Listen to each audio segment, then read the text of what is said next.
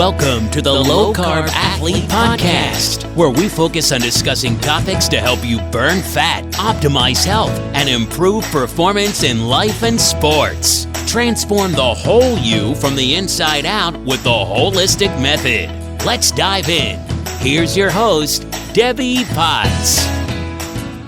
Hey, it's Debbie, back with a new guest on the Low Carb Athlete Podcast to teach you new ways to burn fat, improve performance, and longevity as we are all getting older and trying to reverse the aging process. Well, at least I am. I suddenly, as I think I've said this every episode, that I turned 50 last November 2021 as we record this, and still dealing with that. I'm somehow starting my second half of my life. So I, for years, have said I'm 35, and now I'm suddenly 35 plus 15 years old, and really on a mission to live my best life, the second half of my life, and work on really how we can improve the aging process instead of blaming the aging process for our areas of opportunity. As I tell my clients, that we don't want to be negative and say, I can't do this. I'm not as fast. I'm slow. And all this negative self-talk that we do. I know I do it.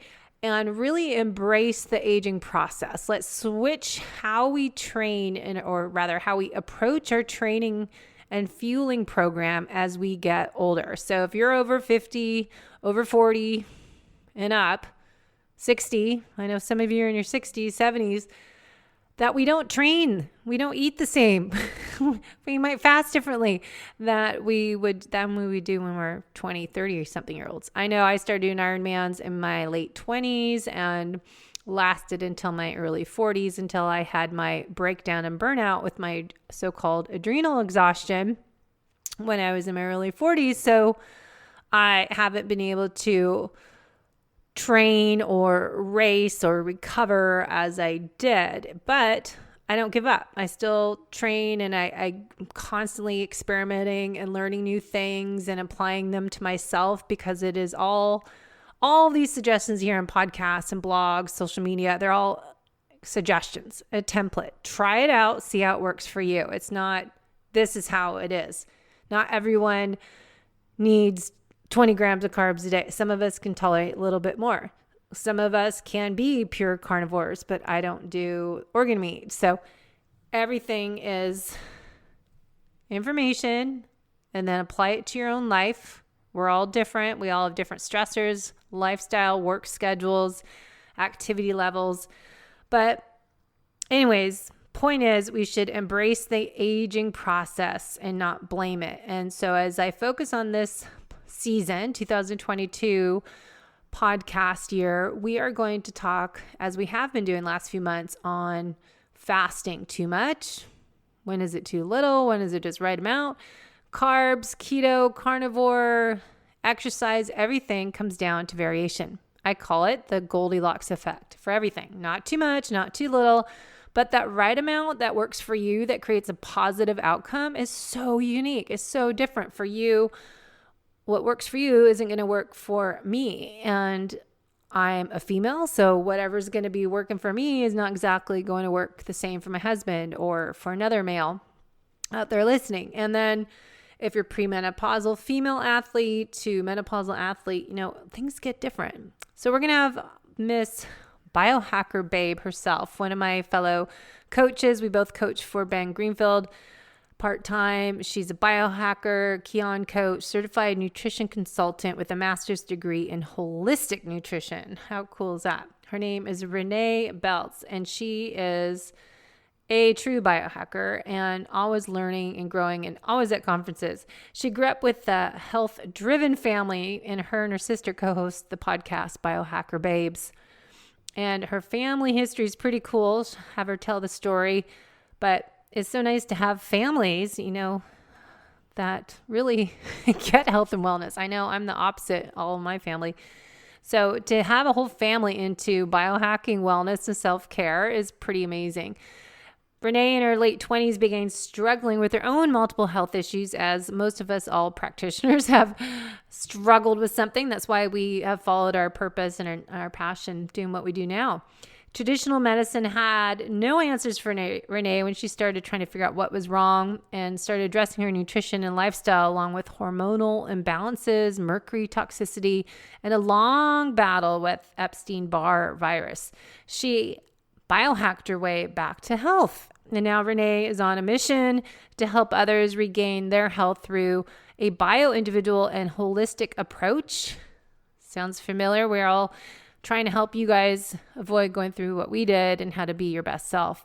Renee has teamed up with her sister, as I said, Lauren, to help empower others become their own biohacker through their podcast, the Biohacker Babes. So we're going to talk about what is biohacking about? What does that entail, as we hear that word but might not know what it is? We're going to talk about best way to personally or create a personalized health coaching program, and how can we really improve recovery and work on our sleep hygiene routine. So we're going to talk a little bit more about what I call the holistic method. And the holistic method, if you haven't heard me share it, is 8 elements I say to be fit and healthy from the inside out, to really transform the whole you, the whole athlete, to improve fat loss, performance gains, and longevity. We want to look at not just nutrition, exercise, but nutrition, exercise, and stress management, and your sleep, and movement throughout the day outside. And we want to work on digestion, gut health, hydration, and then my favorite, happiness, which I include in there play, laughter, and gratitude, doing stuff that makes us thrive every day instead of surviving the day. And again, go back to the beginning of this conversation, strive to thrive instead of blaming that aging process. So let's talk to Renee, the Biohacker Babe, one of the Biohacker Babe sisters. All right, guys. I have one of my fellow podcasters and coaches on the show, Renee, to talk shop about recovery and repair. And of course, that goes with talking about sleep for athletes and for everyone to improve just performance in life. It's just, sleep is huge. So I really want to dive into all this information with Renee. Thank you for sharing your busy day with me. Yes, of course. I'm so excited to be here and to chat with you, fellow podcast buddy. Yeah, I know. We like text all the time, and I message and follow you on Instagram, and you and your sister do the Biohacker Babes show. Talk a little bit about your purpose and your mission working with your sister. It's pretty exciting, cool journey, I think, of what you guys are all about. Oh, thank you. Yeah.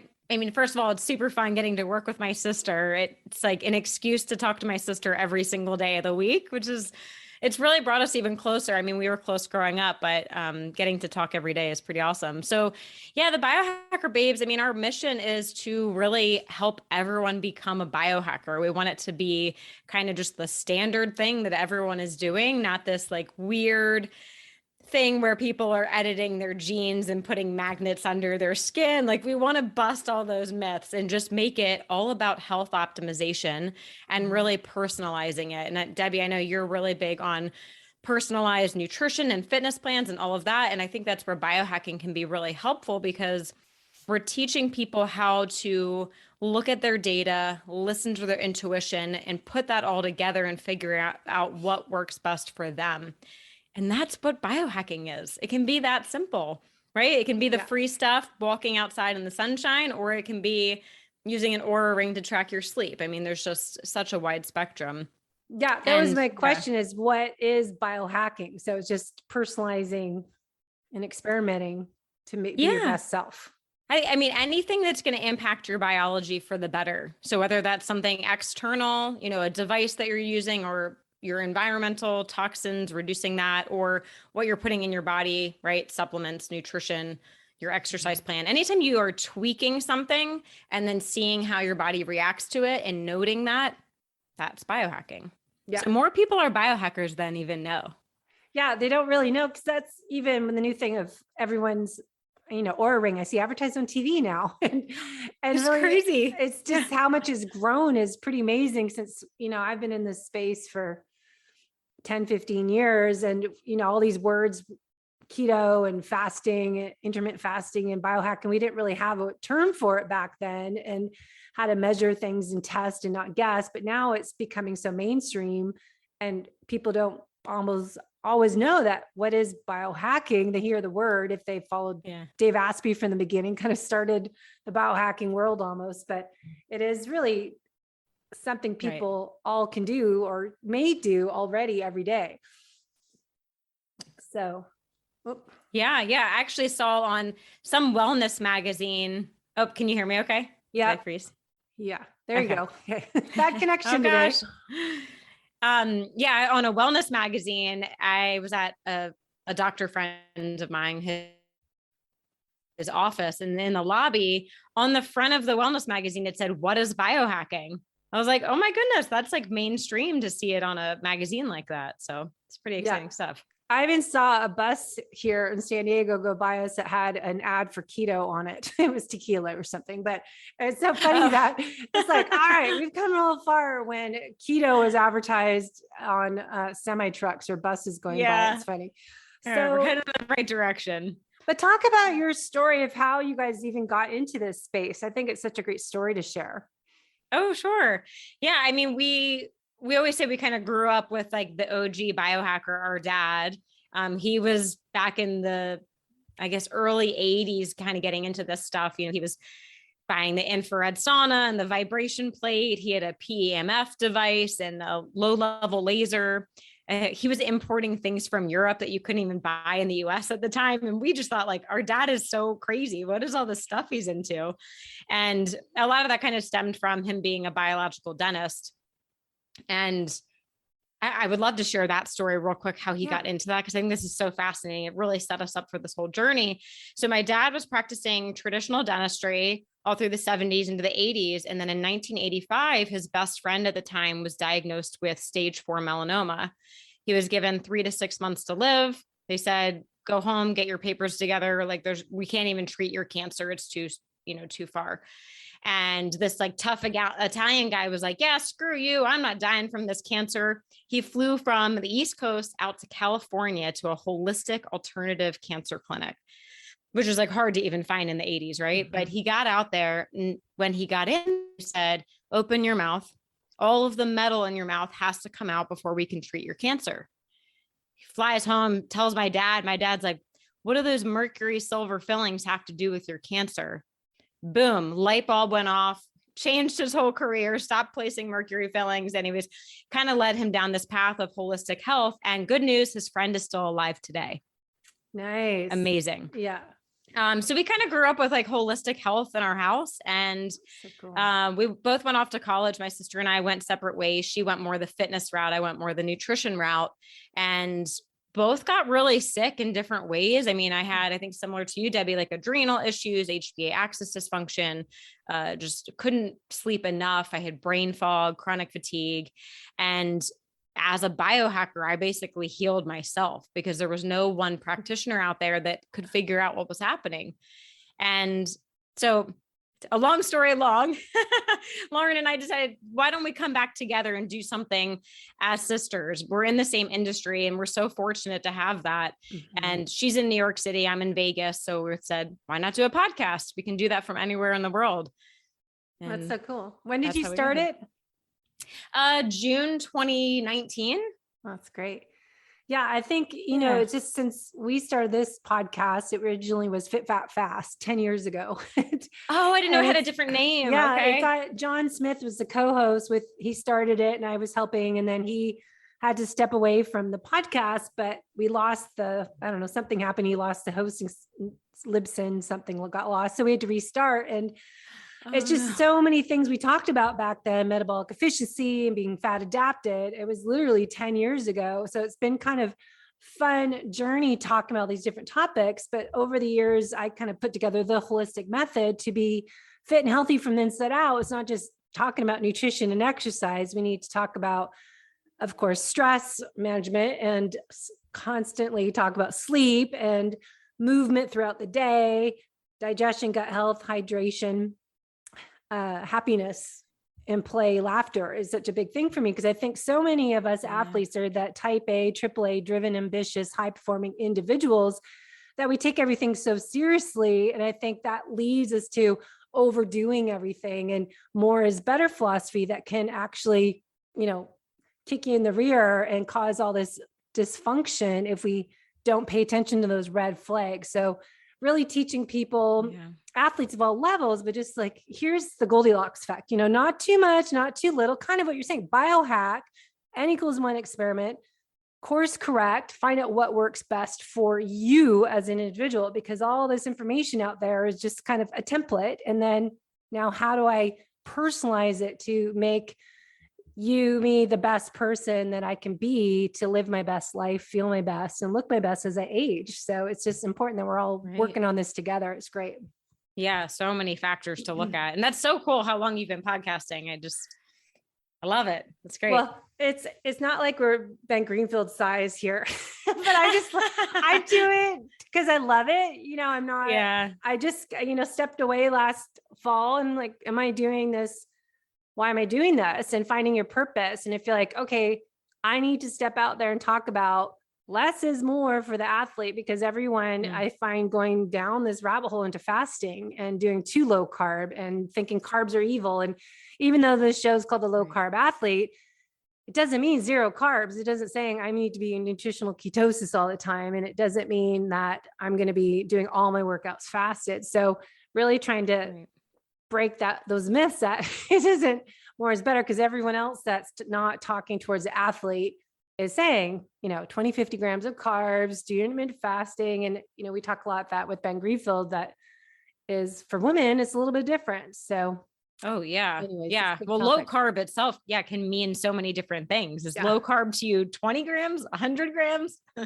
Because everyone's different. I know. That's what I say. And low carb could be 100 to 200 grams a day, or it could be 50. It's different. And then for women, so different. So what do you find is your passion, your purpose, and your why right now in your world of coaching people? Yeah, that's such a good question. I think I'm always like rethinking this question, especially as a Ben Greenfield coach, because he's so big on purpose. And I'm really spending more time focusing on the podcast lately, because I really feel more passionate about reaching a larger number of people, being able to get my word out to hundreds, thousands of people every week versus one-on-one clients. I mean, you can only help so many people within the day, right? There's only so many hours. I do love that. And I love working with the one-on-one clients to do more fine tuning. I do a lot of lab testing, and it's similar to you with FDN, and really personalizing the plan. But I think the podcasting is really what I'm loving right now. Just being able to talk to so many different experts in the field, and we got to get you on the show soon too. We need to schedule that, but learning from people, it's almost selfish, right? As podcast hosts, we get to learn from some of the top experts in the field and ask our own questions. But just, we can change lives all around the world this way. That's so true. Cause I even was telling myself that, why I wanted to keep the podcast going is because I enjoy it talking to the guests on the show and the people that we meet. It's like, I don't care if anyone's listening or not. As long as I connect and just meeting these amazing people that are guests on the show as yourself, and just having these relationships so we can see each other at PaleoFX and at different conferences, and really connect live. So I hope the networking. But networking is really fun. So today I really want to talk about a topic we were talking about in our Ben Greenfield program, recovery and sleep. Because I just actually shared this morning on my Facebook group page, our keto endurance page, I help do some posts for, but checking your aura scores or Whoop, and really using that data. I was listening to a podcast today and they were saying, so many athletes, again, driven, ambitious athletes, you get the data, but they don't do anything with it. Like my workout still says I have to do this today, but my readiness score is crap and my HRV just dropped 50 beats, but I'm still going to do what I'm going to do. So it's really learning how to take all this data from like our CGMs and from our Whoop or whatever device you're wearing, we're using to get your heart rate variability, get your deep and REM sleep, and tracking it, and then using tags to know what works and what doesn't work, right? So what kind of big areas or your why to focus on recovery and sleep?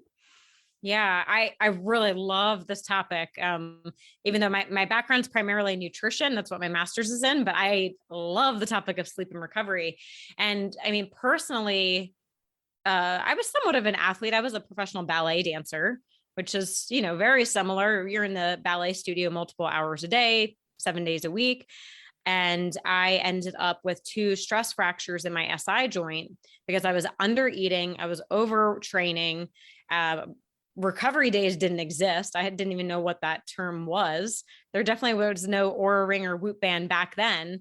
And so I kind of had to learn the hard way how important recovery is. So now today I really, really focus on looking at my Oura Ring, my BioStrap. I haven't used Whoop. I hear that's great more for athletes to optimize your athletic performance. But I think with the data, everyone's different. Like I look at my data and I never get upset about it.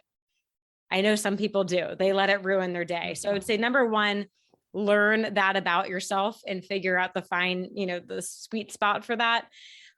But if you're a professional athlete and you do wake up and you have a bad score, you really have to remember you're not going to see the same results in the gym that day when you're not recovered. It's not worth it. It's better to take the day off, do some, mobility, active recovery, yoga, go for a walk, grounding, earthing, take a nap, meditate, do all those other things so that the next day your recovery score will be even higher. And then you can really hit it hard. And that's where you're going to see all the benefit. I know if you don't have the luxury of rescheduling your stuff, I don't know if you can talk to the trainer and say, hey, my HRV was down today. I got to do something different. Because you're just not going to see the results when you're pushing through that. And I'm not saying go out and trash your body Saturday night, wake up Sunday morning with a bad recovery score and say, screw it. I'm just going to lay in bed today. My recovery score is bad, right? Yeah. No, it's more, is your recovery score bad because you worked out too hard the day before? Your mental stress, your emotional stress was too high. You had too much sugar. Maybe, life happens, but optimizing that as much as we can. Yeah. And it's also different stressors that impact our recovery score and our sleep, and learning how even, I have my CGM here to put on because I need to put it back on for my next one, but it's putting all this data together. I think is so fascinating. And how, for me, it's looking at how stress impacts my glucose levels on the CGM and how what I eat and what I do impacts my score. I use Oura Ring, but it's just such good information.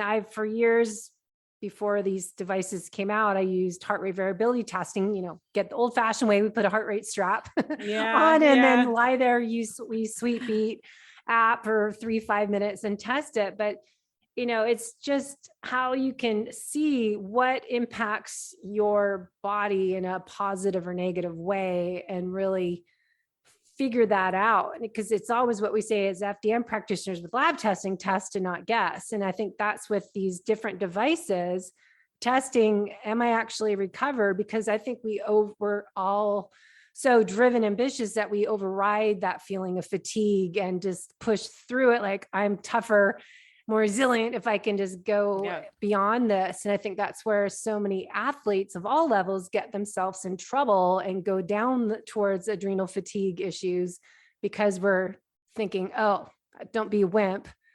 I can do this and ignore all the sleep when I'm dead. Flags. Yeah. Right. Yeah. And I'm glad you pointed out the CGM. I think, if everyone in the world could have a CGM, I mean, we'd be in a much better place for metabolic health and overall health. But my sister, she actually works for Levels. So she sees amazing data every day from people on their CGMs.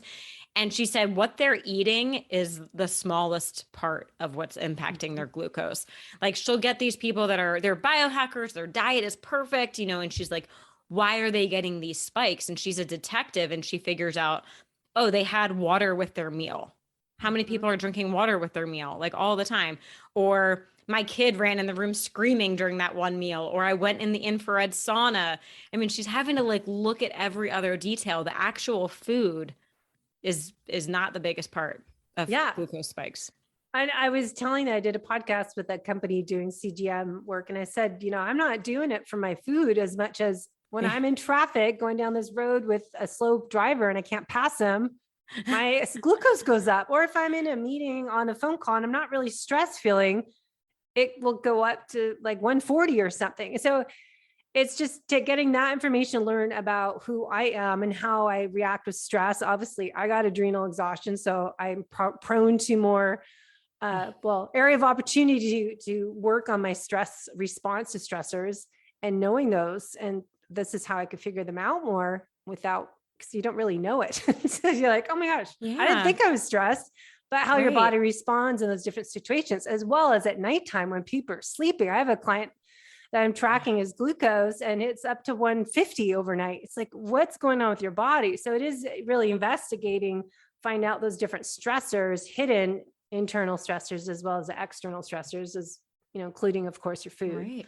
Yeah. The data cues you into so much. And actually, I saw a colleague of mine, she was showing me her client's HRV data, and she was having a drop in HRV and a spike in wakefulness between 1 to 3 every night. Couldn't figure out what it was. She started doing castor oil packs on her liver. Within a couple of days, gone.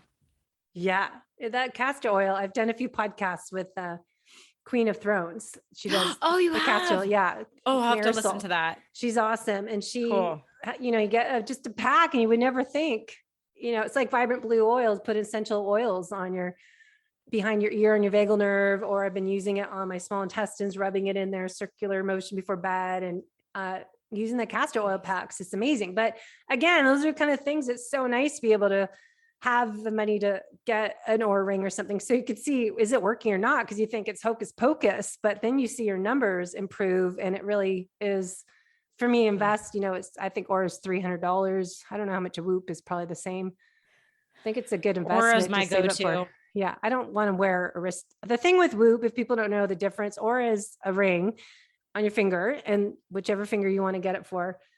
And then Whoop is on your wrist. So I don't like wearing 2 watches because I'm going to have my Garmin, and you have my BioStrap on. A BioStrap. And then, there's Apollo watch, and then there's, having a Whoop is like, you can have 4 things tied on your wrist. And then I like to wear jewelry. So there's no room for jewelry. Yeah.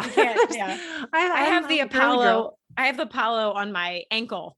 I look like I just escaped from prison. But I was listening to Ben's podcast. He was talking about Apollo on his ankle, then something else on his head and all that. I'm like, you could just really get geeked out on all this stuff. Yeah. But let's talk about free ways that you don't need to buy anything. Because I always like to share that with people. Instead of having to buy all these devices that I swear I get inundated every day with emails of some new product and some new supplement. But how can we improve recovery and, sleep is kind of hand in hand without having to spend any money? What are your favorite little strategies to work on that? Yeah, great question. I think number one thing for recovery that should be free is sleep optimization. So the 8-9 hours a night you're sleeping, your body should be repairing and recovering overnight. If you're not sleeping well, that's the next question, right? But there's a lot of free sleep hacks. I would say, make sure your bedroom is completely dark. If you can't afford blackout shades and all the fancy stuff, just get an eye mask on Amazon. Got to be dark at night. Get your bedroom cool. Turn the thermostat down. 65 to 67 degrees seems ideal for most people. If you can get the fancy chili pad or the Oler, that's great too, but just turn the thermostat down. Get off the electronics 2 hours before bed.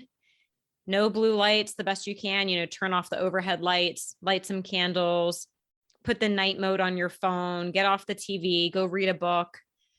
All the free basic sleep hygiene stuff. I think people overlook that, and they're running around. They get in bed and they're like, I can't fall asleep.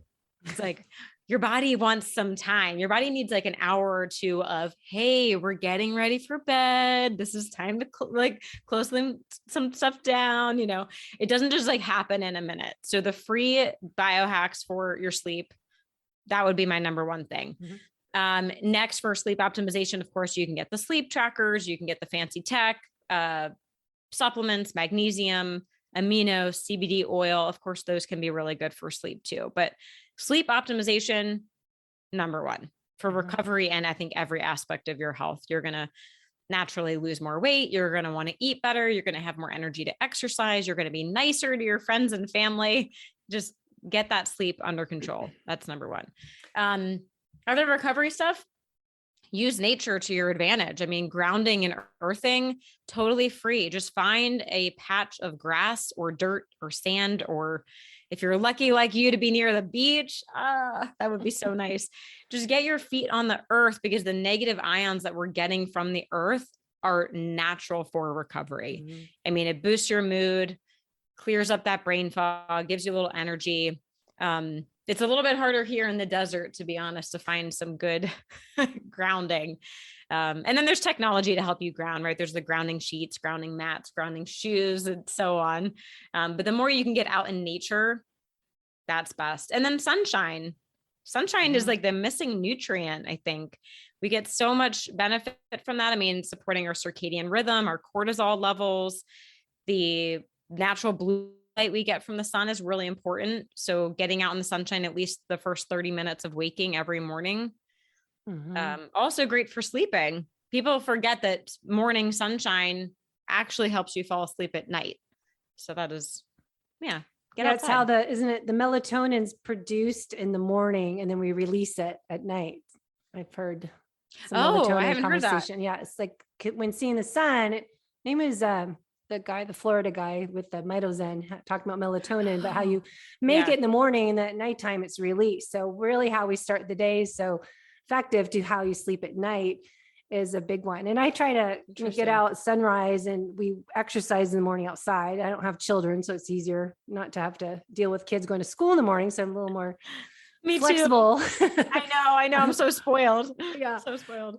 So we try to go outside, and, I was going to get t-shirts made, the dawn patrol. It's for surfing. I learned is the dawn patrol when surfers are out right when sun is coming up, but we started running at the beach when the sun's coming up. So I'm calling it dawn patrol for runners, but it's just such a magical time of the day to get out. I've always been an early bird, so it's easy for me, but if you can get out sunrise, it just gets your mind right and just starts your day in a positive note, as well as helps your sleep. But I just think, and you get the red light, you get the natural red light. You don't even need a red light device. Well, that's what I was thinking. I have my higher dose face mask I've been wearing in the mornings. Then I go outside. So it's just good, but it is all these different things we have, I think, evolve because we're not outside, because we're not cold. We're not getting that hot cold because we put the heater on and we put the air conditioner on. We're not letting ourselves naturally adapt and build resiliency, having this variation in everything we do. And we don't go outside in the morning. And, I try to get outside and not put jackets on and just wear a, tank top and let myself be cold. So it's funny, all these different devices cost money, but if you want to do it free, that's how originally ancestors did it. Right. Yeah. Depending on where you live. I mean, hot and cold therapy are great for recovery too. I mean, I naturally get the hot or heat therapy here in Vegas. It's so darn hot most of the year, but, and a little bit in the winter, I can get some cold, but yeah, like you said, just go outside and force yourself to be uncomfortable. That's where the growth happens. But you're right. We're all comfortable all day long. So going back to evening time, preparing us to sleep, a big thing I found for me is not to eat at night. So I usually have my big meal about 2:00 in the afternoon. Again, I don't have a family to have a formal dinner at night. So we stop eating usually, by 4:00. But weekends, it's funny, a different experiment I unintentionally did for last Friday is that we ate dinner weekend, usually eat out Friday or Saturday. And I had a bowl of ground beef with some goat cheese, and because we got home late and still wanted to have dinner.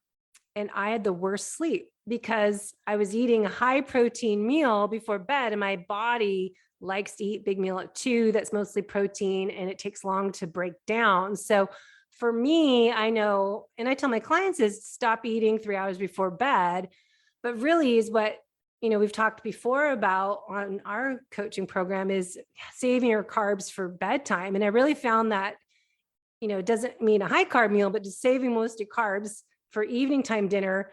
Cause I found myself having all protein and some fat on it was not good. My deep sleep was 30% the night before, which is good. went to 5% Friday night. I had horrible sleep scores. Oh, So no. it makes you realize that your body's busy trying to digest that meat while you're sleeping, instead of working on recovery, repair, and detoxification in that deep sleep, which for me, because I can track it on my Aura, I go to bed early, like at 8, or weekends, 10 o'clock is my late night, that I have deep sleep, like 9 o'clock to 12 a.m., 1 o'clock. So if I'm digesting my food, my deep sleep is not happening. So it's really interesting to see that own unintentional experiment, but really looking at what you eat, when you eat, how and why, and how that affects your sleep and recovery. Yeah. Yeah. That's so cool that you notice that. And I can feel that as well. If I eat out, it's so funny when I'm like in charge of booking the reservation for dinner to go out with friends or whatever. I'm like, can we eat at 5:30? And everyone makes fun of me. They're like, is that the early bird special? Yeah. And then like, I have people that want to eat out at 8 o'clock at night. And I'm like, oh my gosh, I just can't. I'm the same way because I'm in bed at 10 o'clock. So I like to finish eating by 7 at the latest. So 3 hours seems to be a good rule. But yeah, that higher protein, higher fat, because it takes so much time to digest and break down. Yeah, I'll see an elevation in body temperature, heart rate. So my resting heart rate will be higher for the night, and then definitely less deep sleep, because my deep sleep, like you, is usually like 10 p.m. to 2 a.m. is where I get most of that. And then also saving carbs for dinner time. Yeah, I think I probably originally learned that from Ben, but that works well for me too. And with my CGM at breakfast, if I do just like protein, fat, maybe some like low glycemic vegetables, maybe a little bit of sweet potato I can get in there maybe. But if I do mostly that, my blood sugar is super stable the whole day. Like breakfast sets me up for that. And then I work out around 4 or 5 p.m., do my carbs after that, finish dinner by 7, in bed at 10, and it's perfect. Now life happens. That doesn't get to happen every single day, especially on the weekends, but I feel so much better when I can do that. Yeah. And I think that's probably what you're great at, is personalizing nutrition. And I think, as health coaches, we are working on personalizing your nutrition and lifestyle health habits and everything throughout the day. That's really looking at the ideal day schedule, is just writing out for someone like, here's your ideal day with all your lifestyle habits and if we need supplements and when to eat and what to eat. But how do you find it best to figure out what that person should eat and when? Is it like always kind of intermittent fasting, or, how do you know to help them?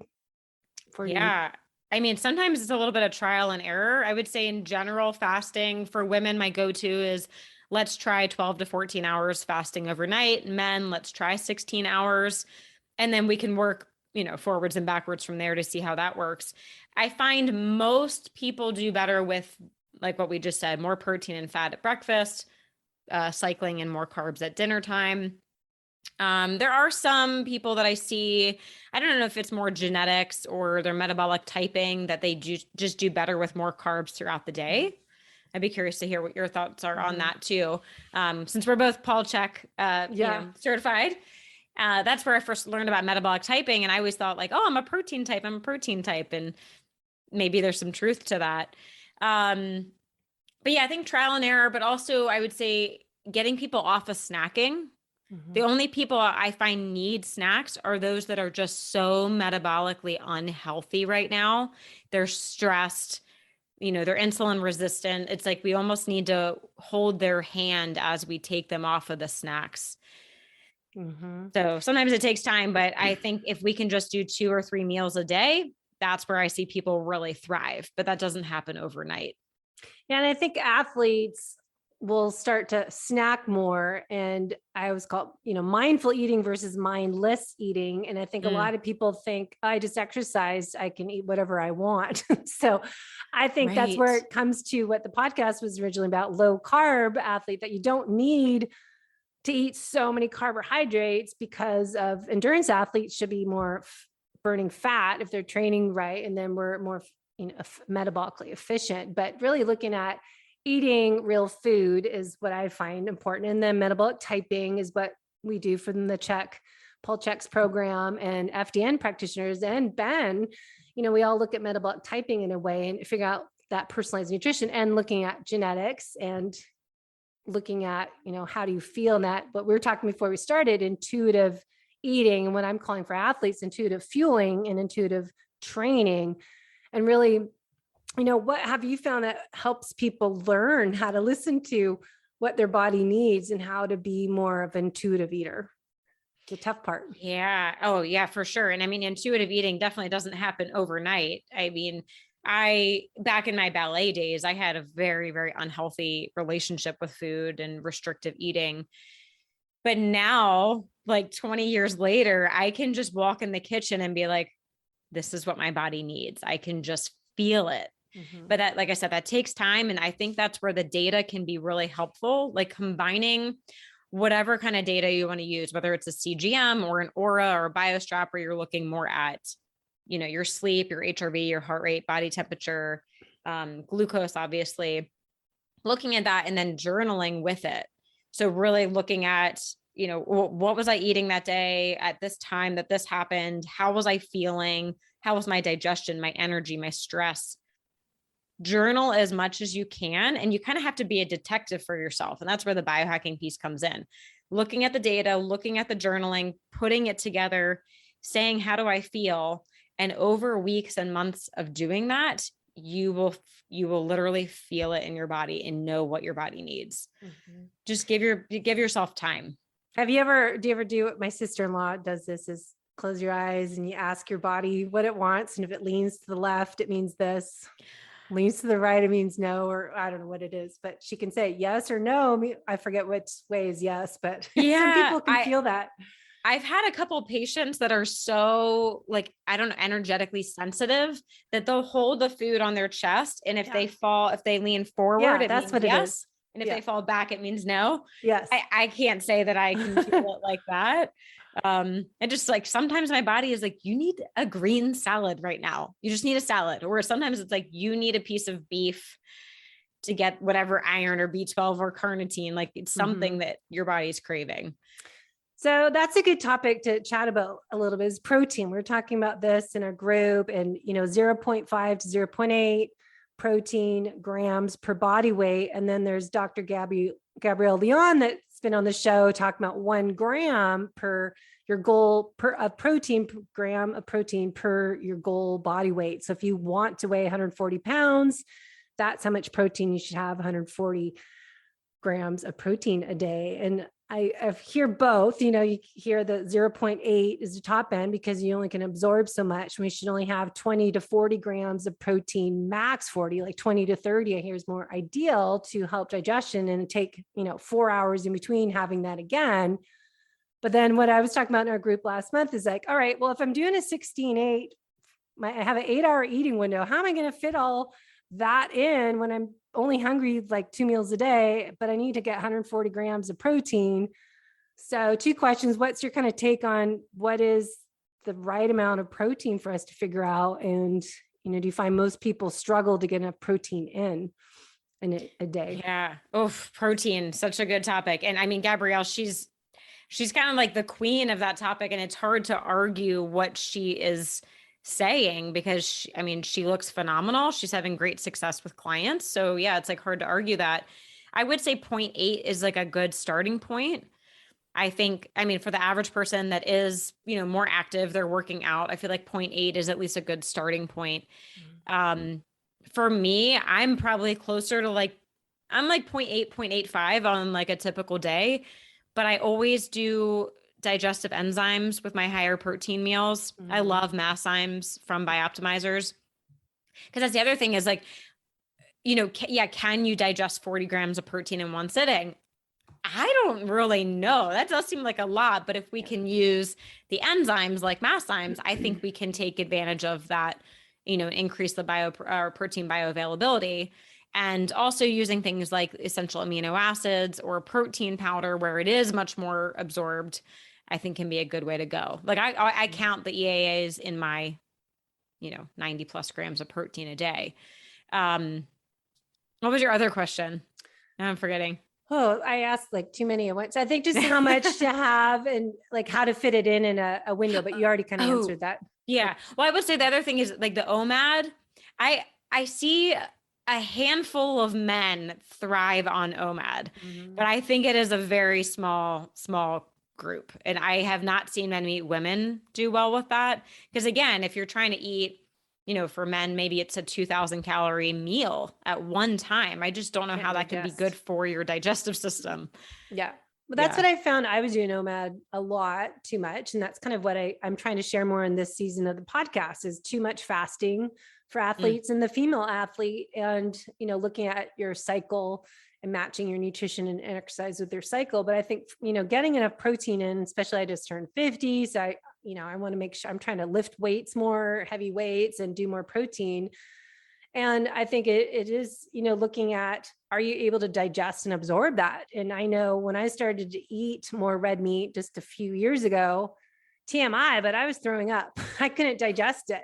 And if I ate close to bed, I'd wake up in the middle of the night, I was throwing up. So it's a big share there, but it's just to teach people that, it takes a lot to digest meat. And if you're not used to digesting it, you need to have the digestive enzymes as biooptimizers, masszymes.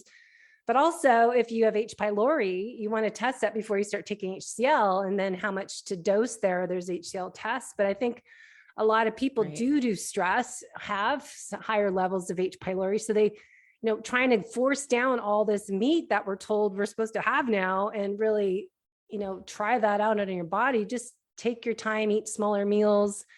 Don't try to fit it in all in at one meal in one sitting that you can't digest all that. And especially if you have stress issues and you have poor digestion, as stomach acid needs to be acidic, 1.5 to 3.0 pH scale. So most of us are not acidic enough to break down that protein into aminos. So then it's just sitting there for hours and then it's going to disrupt your sleep. Yeah. So if it's just not moving, what I was working on with people is like north to south. As a nutritional therapy practitioner, we work north and get it, in that parasympathetic state, work on slowing down, focus on your eating and chewing your food and all that we talk about. But it's really having more protein is so important, but are you able to digest and absorb it is just as important. You are what you eat, but you are what you're able to absorb and break down. Right. Exactly. Yeah. And Wade Lightheart talks about that a lot. I think that's super important. And the thing with the HCl or the stomach acid is I see a lot of vegans, vegetarians that they're like, I try to eat meat. Like you said, I just can't, I get sick. And I think it's because the stomach acid, it's, your body is trying to adapt to what you're eating. And when you're not eating meat, you don't need as much of that acid. So especially if you're a vegan, vegetarian, and you're trying to add meat in, go slow. Do a GI test. See, is it H. pylori? Are there other pathogens? Anything going on? Do you need HCl? Do you need digestive enzymes? Yeah. Yeah. So we're talking all sorts of different topics. We were focusing on recovery and sleep. So just tie it back together. Talk about anything else that you found with recovery that's, I know my recovery score, I think for athletes, I'll just add in to start tips for recovery. I had a really good score yesterday because it was my rest day and I did yoga and I went for a walk backwards, did our backwards walking up the hill and did just more mobility work at the gym last night in upper body. And I really prioritized my sleep. Just when you've had adrenal exhaustion and that 2 a.m. wide awake is just forever damaging my fear of don't mess with my sleep ever again. And I think, making sure athletes have recovery days as, 1 or 2 days a week that you're doing the active recovery and kind of altering your training schedule based on that score, I think is really, instead of going for an interval run that day and because your score is bad, let's go for a nice walk with some run intervals, more walking based. So anything that we missed today on our ramblings on recovery and sleep and health? I think just a little bit more with the cold and heat. Of course, doing the free stuff, just getting outside and being uncomfortable. But if you do have access to cryotherapy or cold plunge or a sauna, infrared sauna, that's really helpful, especially with the heat shock proteins. We see amazing recovery post-workout with the sauna. And then peptides. I don't know if you've talked about peptides much on the show. I think if you have access to that, peptides can be a really powerful biohack for recovery. Yeah, that's a whole show I want to do is peptides, just listening or reading. Ben Greenfield had the 3-part series and, of on peptides. And my client was interested in peptides for healing his leaky guts and chronic inflammation in his body from gut damage. And so it's just, such a big topic. Dive into peptides is like, wow, that's another big rabbit hole to Oh yeah, you could definitely do a whole much. episode. I know Lauren and I were just saying we need to do a full episode on peptides. Yeah, so it's much. a whole nother bag. But yeah, and then the recovery, I think just listen to your body. Like you said, with the waking up at 2 a.m. and we both have been in that place where, I mean, my adrenal issues, I was sleeping like 13, 14 hours a night, just couldn't sleep enough. It was just crazy. I'd wake up still tired.